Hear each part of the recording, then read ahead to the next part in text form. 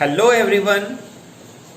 लाला हरदयाल ने ठीक ही कहा है, इतिहास का खेल न्यारा है, सदा नए चमत्कार होते रहते हैं, नए गुल भी खिलते रहते हैं, संभव और असंभव ये दोनों शब्द इतिहास में निरर्थक है।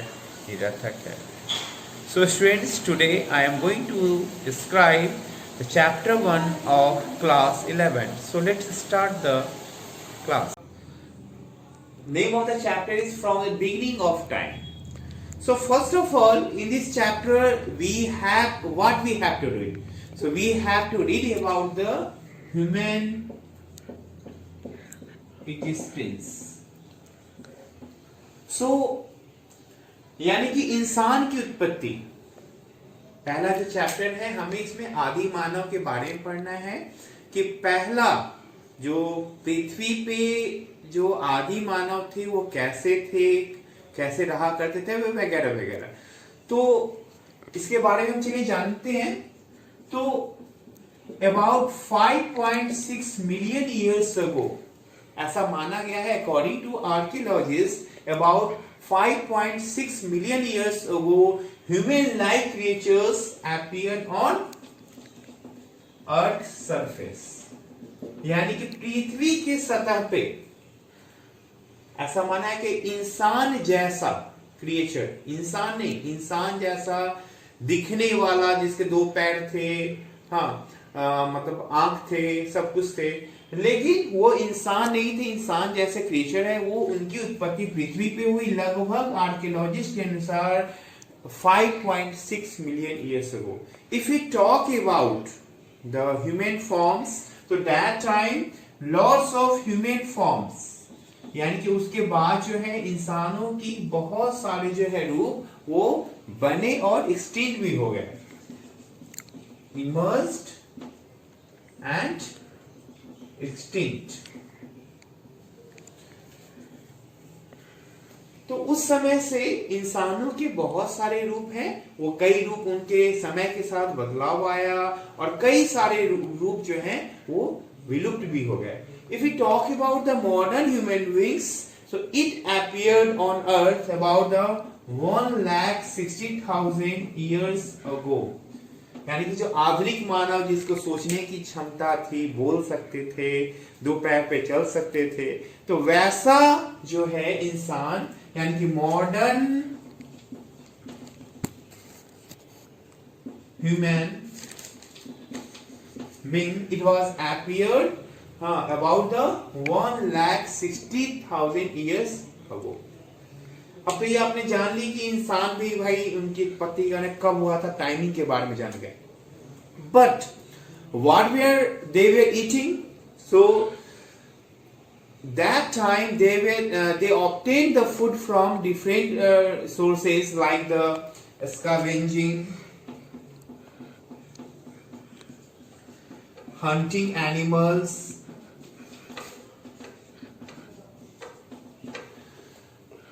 gathering plant products,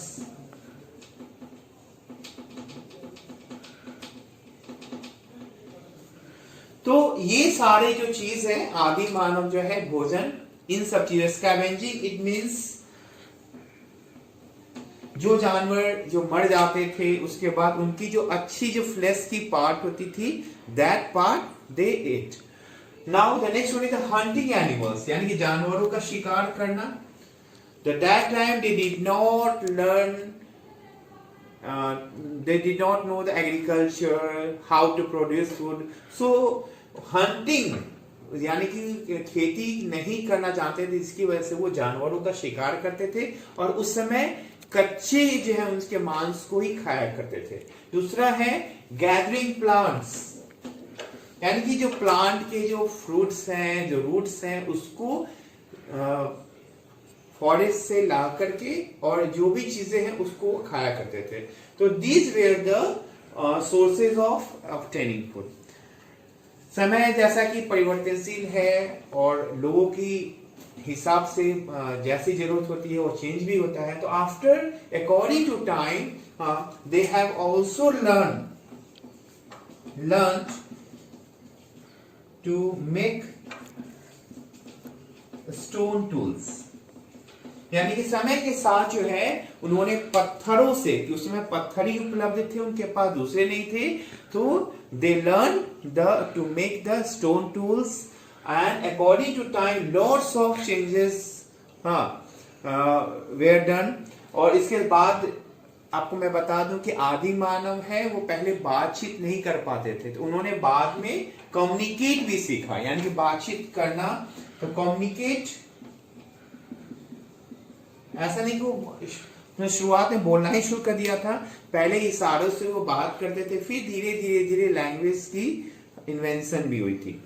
तो ये था आपका स्टार्टिंग। और हिस्ट्री में एक चीज है, थोड़ा सा थ्योरली पढ़ना पड़ेगा आपको, ताकि आपको ये चीज अच्छे से समझ में आ जाए। और आप थ्योरी पढ़ते हैं, देखिए आपकी ये जो क्लासेस हैं इसके पार्ट लंबे हो सकते हैं, लेकिन एक फायदा बहुत बड़ा होगा कि मैं आपको हर वो पार्ट 1 by 1 अच्छे से डिस्क्राइब करूंगा, जिससे आप अच्छे से तैयारी कर सकते हो। Okay, children. Question, you can also say about the next topic. So, what were the sources to know about the early humans' existence? So, lots of things like the discovering of the human fossils.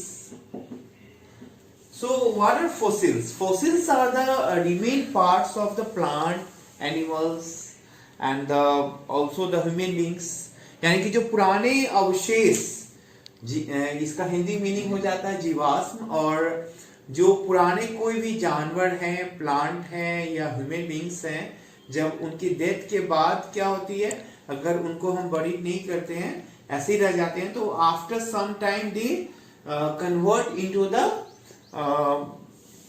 Stone.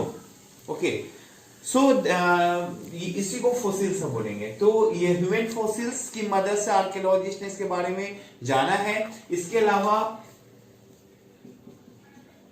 Stone tools, cave painting, so these are the sources that tell about the history of the earliest human beings, यानी कि आदि मानव के बारे में जो है जीवाश्म हो गए, उनके जो टूल्स हो गए, या गुफाओं में जो पेंटिंग बनाई गई थी, इसकी मदद से जो है हम उनके बारे में जान पाते हैं।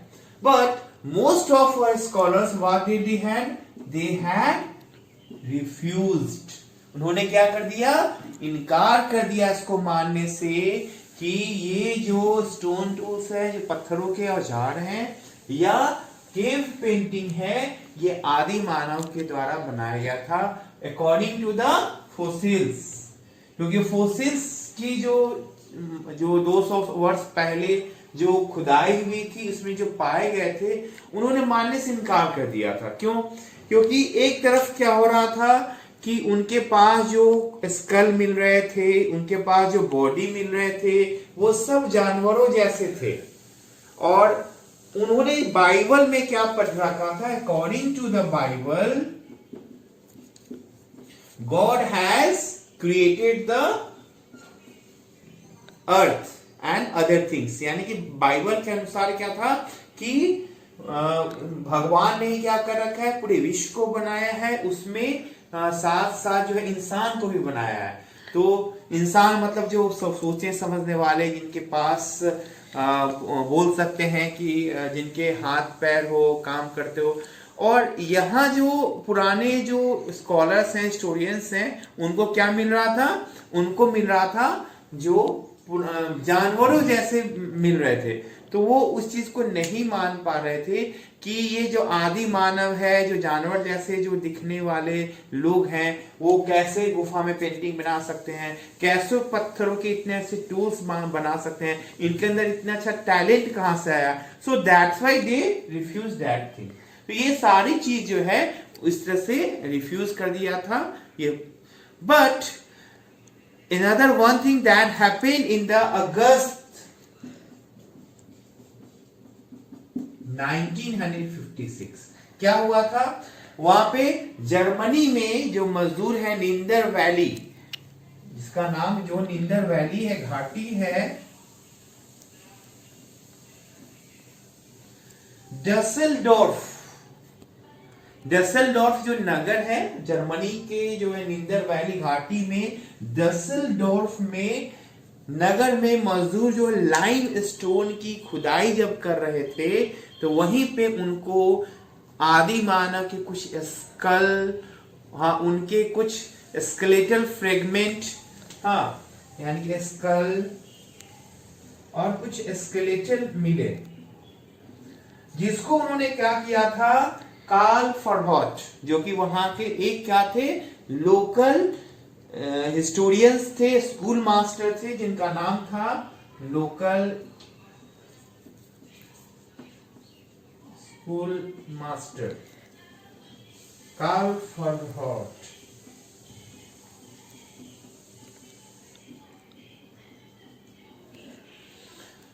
तो उन मजदूर लोगों ने क्या किया था कि देखा कि उनके तो वो तो लाइमस्टोन ये काम कर रहे थे, तो उन्होंने क्या किया, जो निंदर वैली में काम कर रहे थे, उन्होंने इस सारी चीज को वहां के जो लोकल स्कूल मास्टर हैं कार्ल फरहॉट, उनको उनके हाथ में सुपुर्द कर दिया। ठीक है, और उन्होंने क्या किया, उन्होंने जो है हाँ इस चीज को वो प्लास्टर ऑफ पेरिस जो है उन्होंने बनाई और उसके स्कल का ढांचा को बनाया, और उसके बाद क्या किया उन्होंने, इस चीज को जो है bone university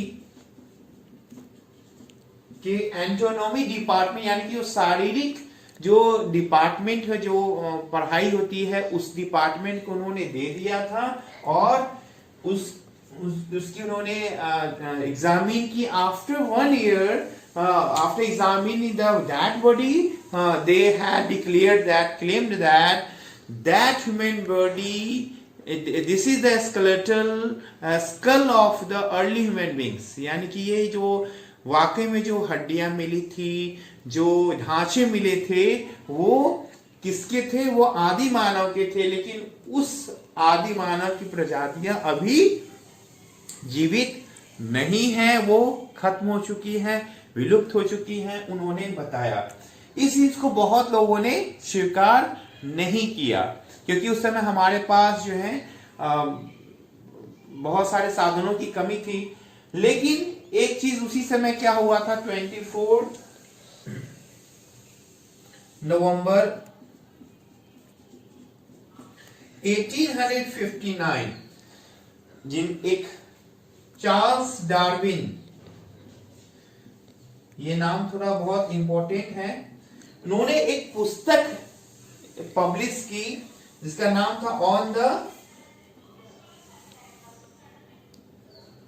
species of origin. इस पुस्तक का नाम था, चार्ल्स डार्विन ने जो है एक और इसकी जो कॉपीज आपको मैं बता दूं, सॉरी, ऑन द ओरिजिन,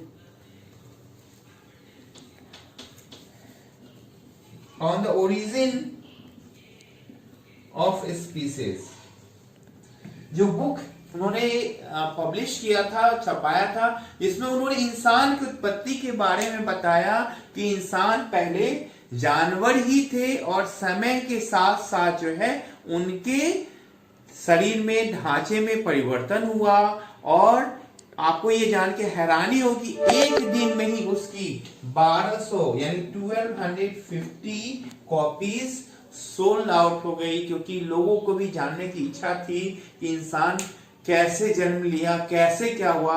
और उस बुक में उन्होंने बताया, चार्ल्स डार्विन में, कि इंसान पहले जानवर ही थे, और समय के साथ धीरे धीरे जो है उनका परिवर्तन हुआ, और तब वो जाकर के आदि मानव बने। तो इस तरह से ये जो भी मैंने आपको पॉइंट्स बताए, these are very important and you have to learn all the things. खासतौर से हिस्ट्री में एक चीज बहुत देखने वाली बात है कि ईयर यानी कि time name of the person, that is very important. ये दोनों चीज आप अगर याद करते हो, हाँ, तभी आप सही ढंग से आंसर लिख पाएंगे। अदरवाइज स्टोरी तो सभी लोग लिख लेते हैं, लेकिन स्टोरी में कब क्या हुआ था ये जानना बहुत जरूरी है, और ये आपको लर्न करना पड़ेगा। ओके, तो चलिए अब चलते हैं। आपको मैं दिखाता हूं कि कुछ फॉसिल्स जो पाए गए थे उसके पिक्चर मैं आपको दिखाता हूं। So you can see this skull, यानी कि आपको स्कल ये दिख रहा है, ये वही स्कल का पिक्चर है जो नींदर वैली, तो इसके लिए इसको नींदरथल मैन कहा गया है। नींदरथल जो चीज़ें जहाँ प्राप्त हुई हैं, इतिहासकार ने उसको उसी नाम से जो है नाम रख दिया है। तो नींदरथल वैली में पाई गई है, that's why archaeologist had told the Neanderthal man.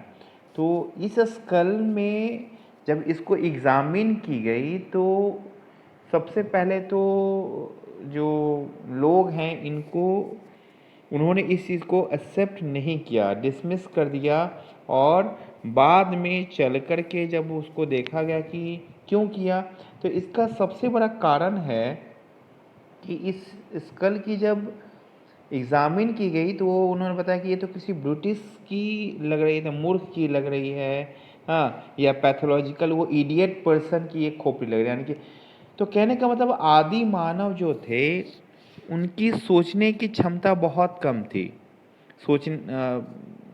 तो इसी वजह से जो है बहुत सारे स्कॉलर्स ने इस चीज़ को रिफ्यूज़ कर दिया था। चलिए एक और आपको दूसरी पिक्चर मैं दिखाता हूँ।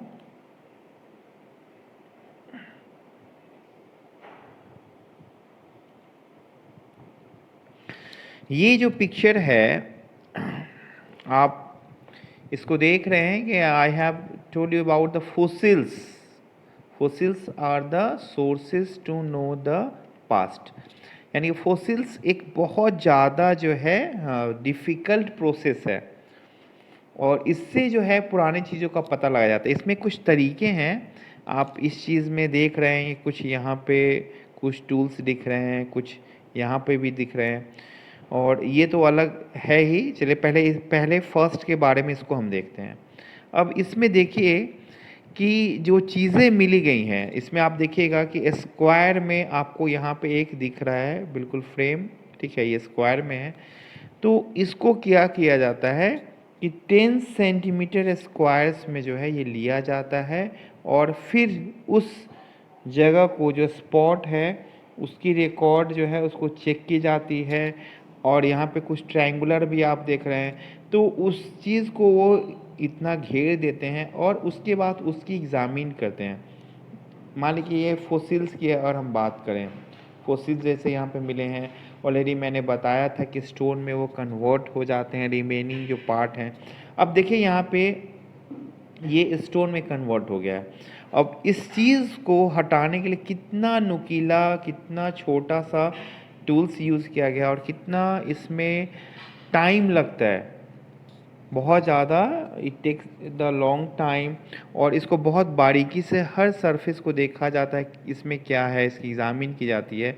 तो ये सारे प्रोसेस की वजह से हम जो है जो अर्ली ह्यूमन बींग्स हैं उनके पास्ट को जान पाते हैं। ओके चिल्ड्रेन, तो आपको ये वीडियो कैसा लगा ज़रूर इसके बारे में फीडबैक दीजिए, और कमेंट्स बॉक्स में अगर आपको कुछ वैसी रिक्वायरमेंट है तो उसमें ज़रूर डालेंगे। Okay, thank you.